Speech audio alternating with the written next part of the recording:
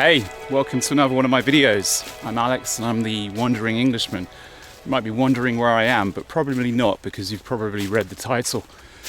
I find myself in a park that I need to sort of have a look at what the name is, called Shevchenkivskyi, or it might call be Znесіння. I don't know, seems to have two names. It's basically east of Lviv center. And I have to admit, I've never been here before. And as you can see, there's not really anyone around. So I could have a Blair Witch situation going on where I start breathing down the camera heavily. I am so sorry. Scared out of my wits because I'm disorientated and I've lost my way. It seems I can't go this way. But beautiful time of the year. Really, really beautiful. We've got the changing colours of autumn. Soon all of these leaves will be gone. I'm a big fan of all the different parks in Lviv, and if you've seen a lot of my other videos, you would have noticed there are a lot of parks in Lviv.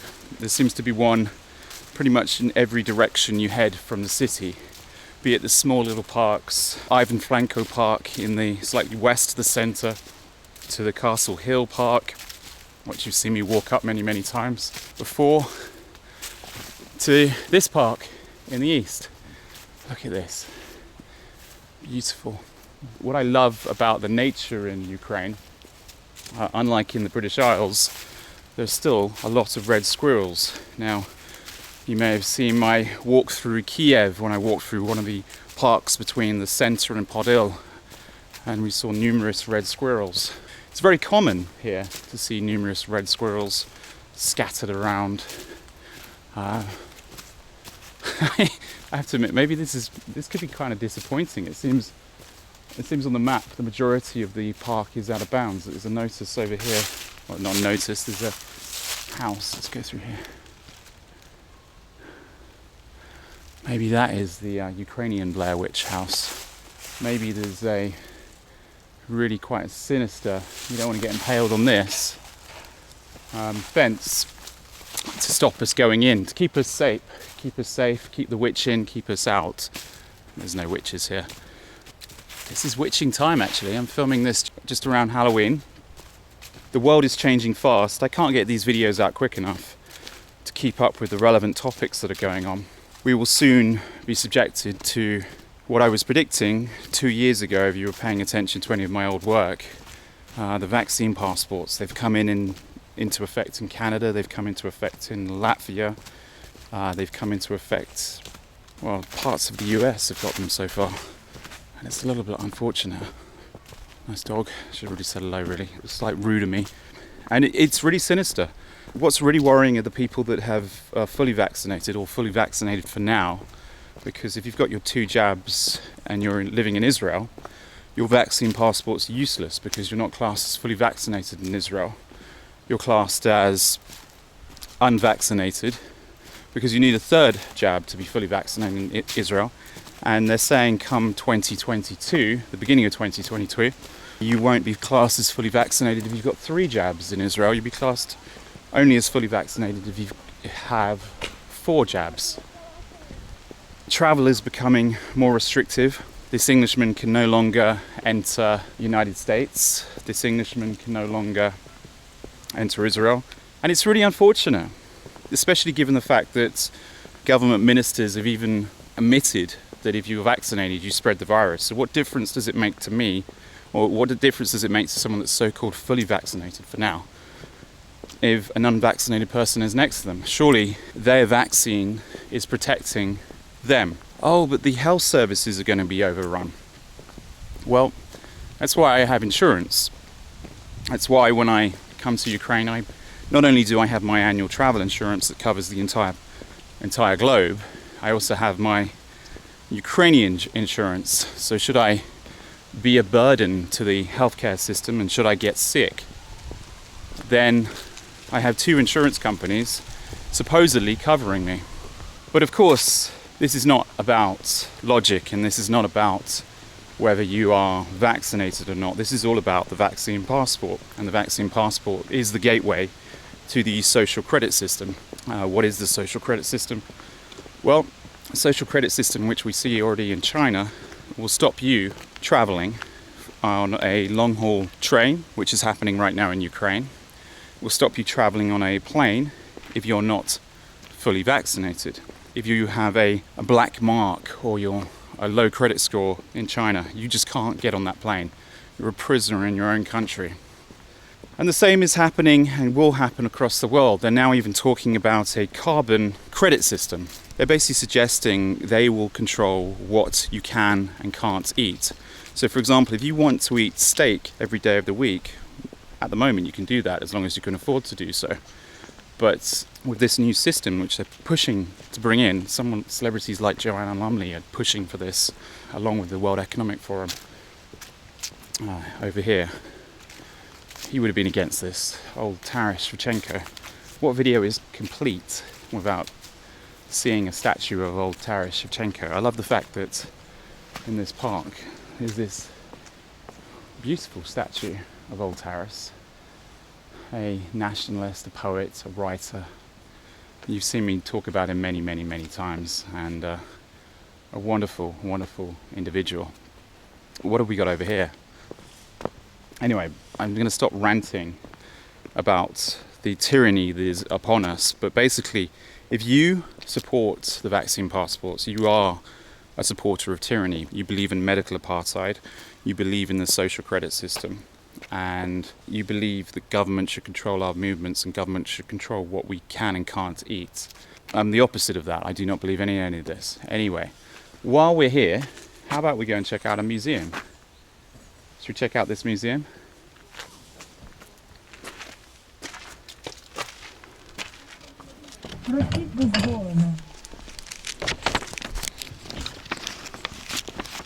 Well, there we go. Slight detour. I wasn't expecting to come in here, but I do want to come in here. To get in here, I had to show a COVID pass. It makes you wonder, doesn't it? It makes you wonder what the world has come to get to the stage where someone running a museum needs to see if I am vaccinated. It's amazing, they never ask people if they've got HIV or AIDS or anything else, but they do ask in 2021, and they're going to ask a lot more in 2022, if you are fully vaccinated. And you wonder why I rant about this, and you say, well, this is supposedly a travel channel. Well, this impacts travel, so I think it's incredibly important to rant about the vaccine measures and the fact that possibly there's a lot of people now being denied entrance into this beautiful place because they don't have a vaccine passport. Makes you wonder how I have one. Thank you very much for joining me in this video. If you haven't clicked the like button already, do give it a thumbs up, despite the fact that YouTube has obliterated the dislike button. By clicking that like button, it enables the pesky algorithm to know that people like this video, and it might mean that people might actually watch this video. We can only hope. So effectively where we are, we're in this Shevchenkivskyi Hai Park Museum, brutalizing the name, of course. In this museum are what I believe houses from the 19th century, because this is a church that, according to the map, was built in 1822.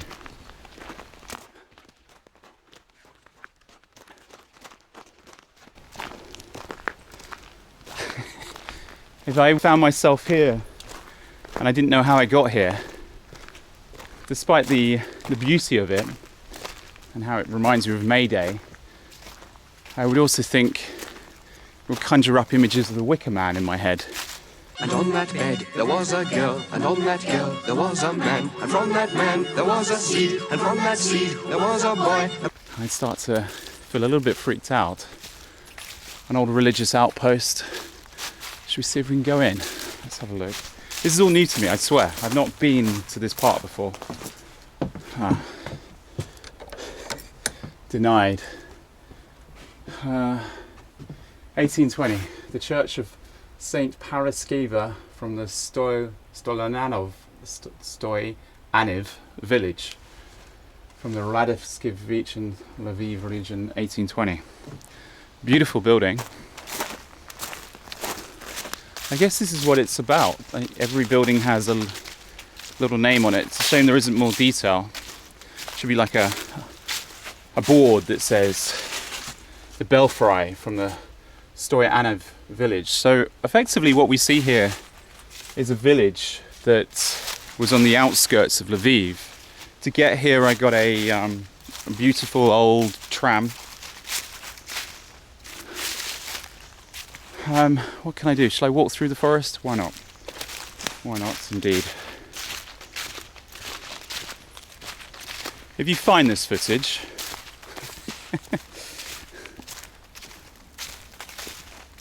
tell my parents I love them. It's a real eerie silence.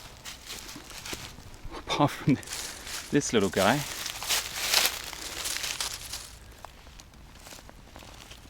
Hello.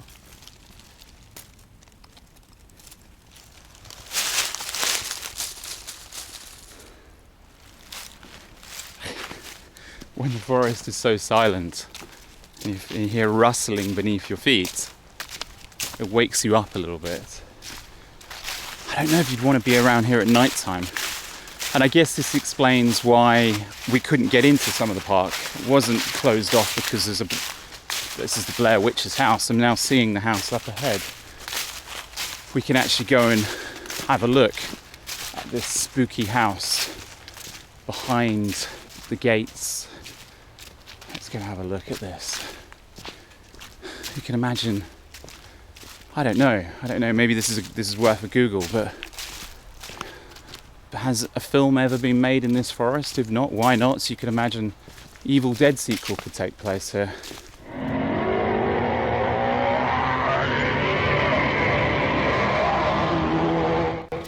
Kind of fitting given this is Halloween right now. Sorry if you're watching this in January or February or maybe even July, but right now it's Halloween, so kind of fitting that we're here.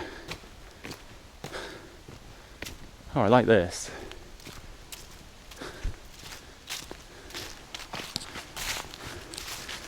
Could this be the church? Is that Ewan McGregor? Not sure.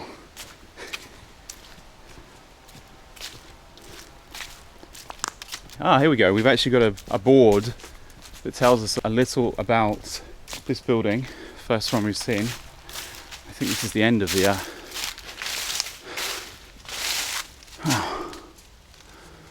sadly,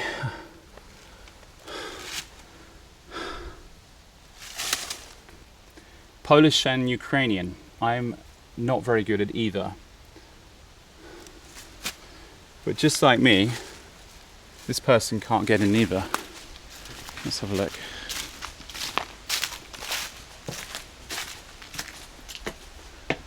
The church from Znesinnya village. I see. So basically what they've done here is they've transported old buildings to this one area because the last place was a different village. This is the Shevchenkivskyi village and it was built in 1936. Oh wow.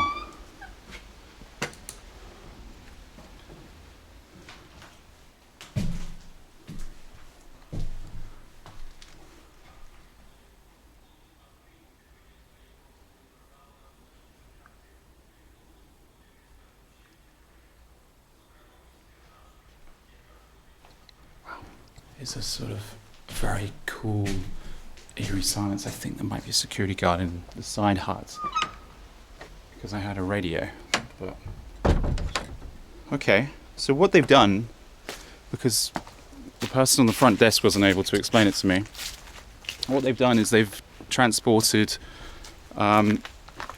buildings that were probably going to get knocked down due to the constant development that's going on in Ukraine.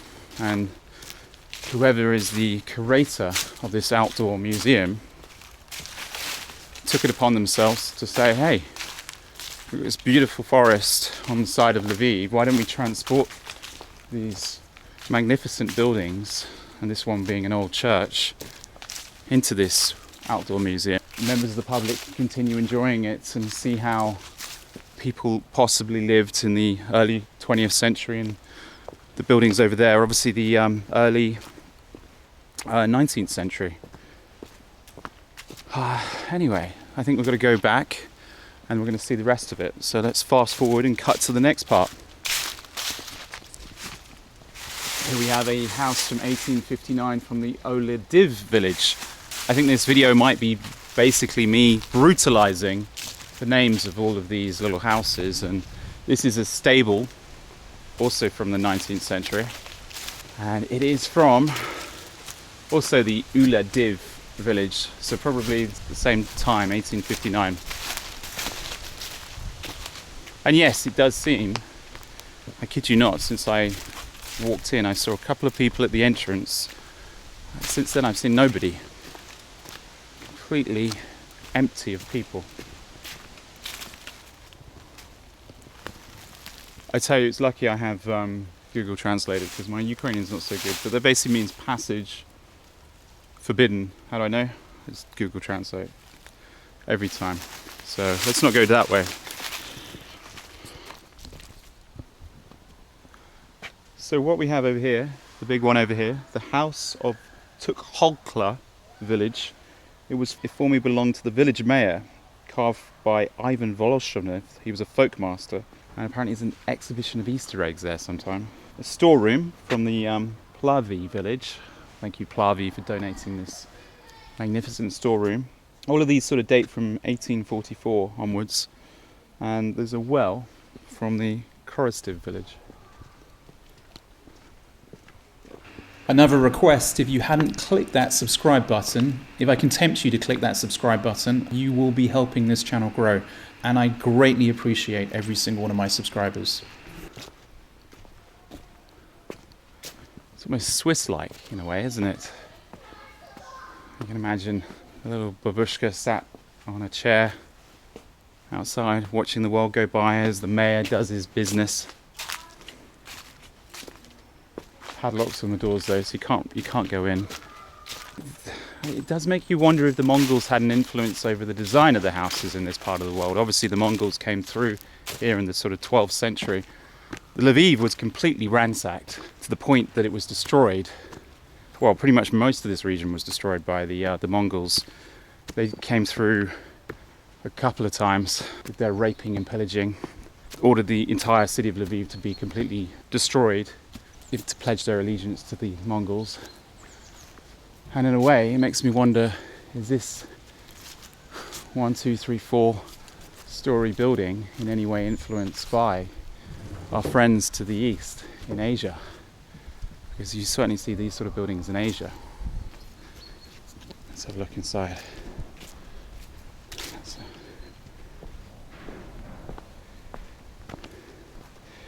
This is the belfry from the Sozovets village, 1889, so actually not that old. Privet. Oh, okay. So it's a... Wow.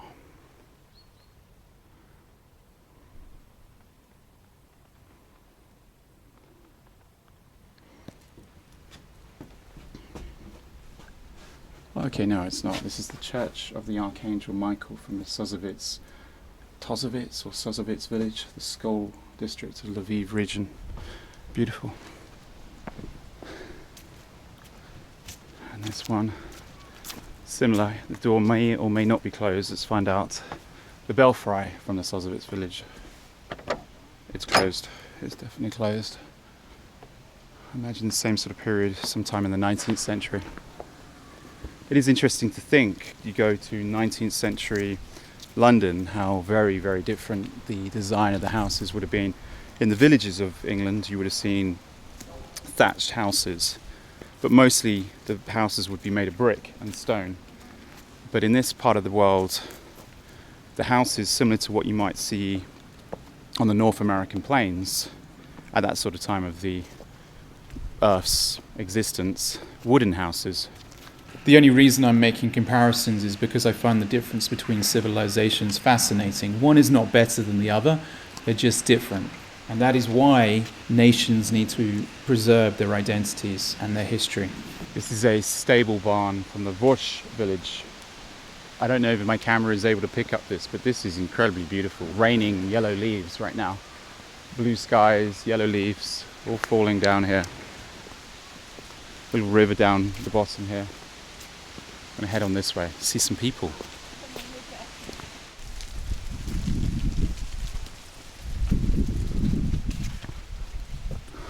And this is where they used to create oil from the Holovetsko village on the Skol district, the Lviv, the second half of the 19th century. Thatched. So this is what you'd see prolifically in English villages. So they had thatched in this part of the world as well. This is very typical to what you'd see in a lot of more European countries. But I love the tall roofs. Really, really tall. I mean, this is grand. There's a well here, but I don't know what this is. There's a well, it's a bucket. Everything's locked. But this is the house from the Orelachik village, 1860. This would have been, I think, someone with a bit of money. It's only a grand house. Beautiful house. Look at this little bird up here.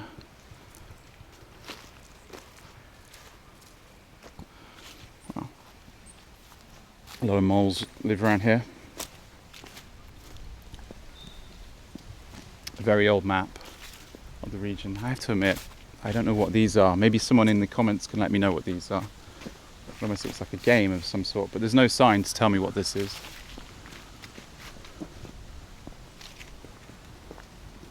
This is interesting. Some random sheep. I guess to pretend we're in a village, there has to be sheep. Just gonna say hello to the sheep.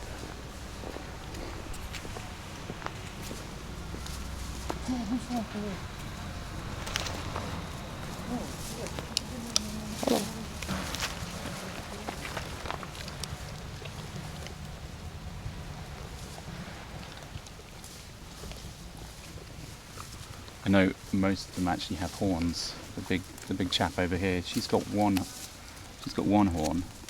Goats and sheep, what you can't smell is the stinkiness of them.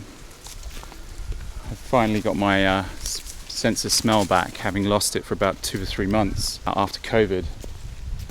Not fully back. I reckon my sense of smell is probably, on a scale of 100, it's probably functioning at around about 20 right now. I still can't smell everything, and that was almost 5 months ago now, 4 or 5 months ago. So this really is quite a grand little park, a nice place to walk, a nice place to come to escape the noise of the city. This magnificent building, we're about to find out what it is, but just to give you an insight into how much it costs to get in, it costs 70 hryvnias to get in. You have to flash your COVID passport. I don't know if the locals have a QR code or something. I simply just show them a NHS certificate. It seems to work. If you're watching this video on YouTube, there's a button at the bottom of this video that says join. Now, if you'd like to join this channel and you subscribe to Tier 1, you'll be helping me to continue making these videos. And if you could subscribe to Tier 2, you'll get a handwritten postcard from me every single month from a random location. It seems a lot of churches that were going to get knocked down and be moved into this area, this being one of them. This one you can smell the smell of incense. It's a shame there's such a noise outside, but it's beautiful.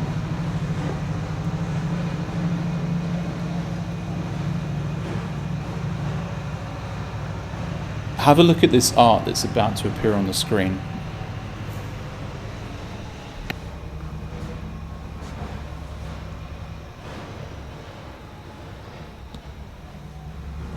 I don't think I've ever seen Jesus' head on a plate before. I think that's what that is. Jesus' head on a plate. Honestly, I've never seen Jesus' head on a plate before, like it's being served up for dinner. Is this a normal thing in the Orthodox religion, or is this not normal? I'm curious. If anyone knows, please let me know in the comments. I'd be curious to know your insight into this. There's always someone watching one of these videos that knows a great deal of knowledge, and I always appreciate you guys. So do let me know in the comments, please. Oh, I see. Okay, well this now makes more sense. So different regions and just how the houses may have looked slightly different from the Podolilya region, the Pokyaluka region, the Bukovina region, and the Hutsuls region. There we go. So it really is an outdoor museum, and we get to see the different sort of craftsmanship, how they would have insulated the houses with straw, then put a concrete over them, insulated it with wood, insulated it like the English would have done in those days with straw in a thatch-like way. Straw sheaves, as they say. It's really quite a fascinating museum. But you know what? I think me showing every single house in detail is probably not the right way to go with this video. I'm going to sort of sign off, and I'm going to admire everything that I see around here, including this. What a nicer place to sign off. This is a vast, vast park, and I think probably the best way to experience it yourself and experience the beauty of this park with the swans and significant little houses from the 19th century. And keep resisting the tyranny, keep not complying, blag it until you can make it, but keep progressing, and do not allow these people to get us down, because there's a beautiful world out there that needs to be seen, and there's a beautiful world out there that needs to be experienced by all. I'll see you in the next video.